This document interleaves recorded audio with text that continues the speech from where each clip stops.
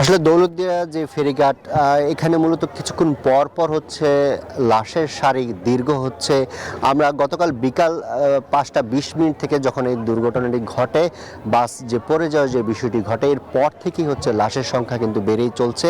আর কিছুক্ষণ আগেই হচ্ছে জাহাঙ্গীর হোসেন নামে একজনের মরদেহ উদ্ধার করা হয়েছে। আর তার স্বজনরা কিন্তু এখানে আমরা দেখতে পেয়েছি যে তাদের যে আহাজারি, এবং আমরা দেখেছি যে তার ভাই এসেছেন মরদেহ গ্রহণ করতে। এর আগে হচ্ছে তিনি এখানে বিলাপ করছিলেন যে তার ভাই ঢাকার উদ্দেশ্যে যাচ্ছিলেন, এবং হচ্ছে তিনি সেখানে কর্মরত ছিলেন বা চাকরি করতেন, এমনটা কিন্তু তিনি জানাচ্ছিলেন।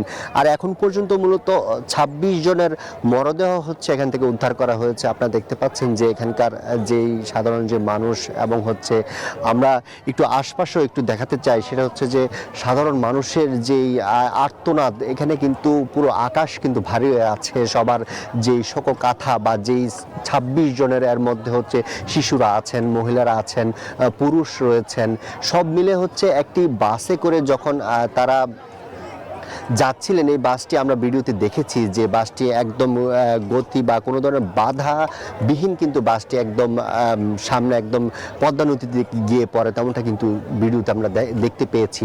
একই সাথে হচ্ছে এখানকার দেখতে পাচ্ছেন যে এখানকার হচ্ছে যে সাধারণ মানুষ, এবং সবাই বলছিলেন যে এই যে ঘাট রয়েছে, যে ফেরি ঘাট রয়েছে, সেখানে মূলত যেই টোল বা টোল স্লিপ সংগ্রহ করার পর যে তাদেরকে যে তল্লাশি করে যে টোলে উঠানো বা ফেরিতে উঠানো, এই কার্যক্রমগুলো যদি চলমান থাকতো, বা এখানকার যারা দায়িত্বরত যে কর্মচারীরা ছিলেন তখন গতকাল বিকাল 5টার দিকে, যদি তারা তদারকির মাধ্যমে যদি একটি বাসকে যখন ফেরিতে ওঠার অনুমতি দিত, বা এই ধরনের যে কার্যক্রম, স্বাভাবিক যে কার্যক্রমগুলো রয়েছে, সেই কার্যক্রমগুলো যদি স্বাভাবিক থাকতো, সেক্ষেত্রে হয়তো বা বলা হচ্ছে যে হয়তো বা এই ধরনের অনাকাঙ্ক্ষিত যে ঘটনাটি ঘটেছে, সেটি হয়তো কিছুটা হয়তো বা ঘটনাটি হয়তো নাও ঘটতে পারতো, এমনটা কিন্তু বলছেন।